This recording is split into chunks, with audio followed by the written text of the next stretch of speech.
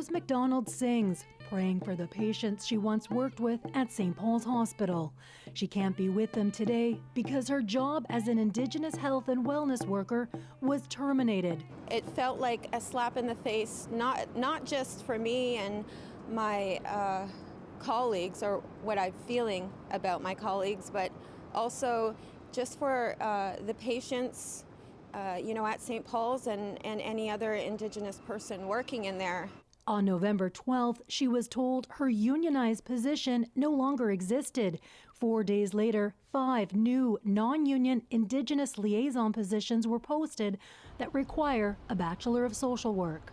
Providence Health Care, which runs St. Paul's, says it was restructuring in response to Mary Ellen Turpel-Lafon's report addressing racism. McDonald disagrees. It was extremely colonial, with a colonial agenda. It didn't feel like there was, an Indigenous aspect to it. To me, it felt like slapping an Indigenous mask on a colonial idea and calling it an Indigenous idea. 3 other Indigenous women also lost the same unionized jobs. I was actually quite shocked because the way I'd heard it was from community, from patients that were accessing the services, and I grew relationships with some of the patients that are currently in St. Paul's.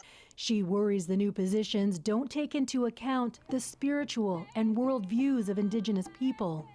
Health Minister Adrian Dix told CBC News that he was unaware of this decision until CBC ran the story, and he's not the only one. I was never briefed that that was happening for that reason, and one would expect at least a plan to be presented to me and explained to me. And then certainly just in observing this, I'm not very impressed by the way it's been handled in terms of the treatment of people. The Hospital Employees Union told the CBC it found the termination confusing and is fighting for the women to keep their jobs. Angela Sterrett, CBC News, Vancouver.